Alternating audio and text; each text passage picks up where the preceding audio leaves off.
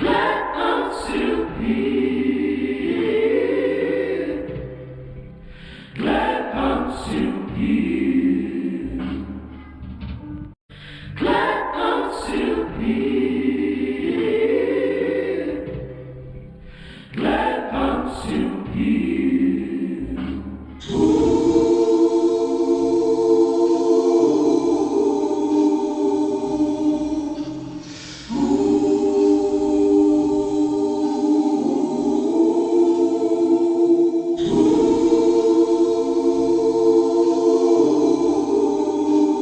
Do you put frosting on a cake before the oven? No. And so it is with sex before marriage. It does not come before the marriage.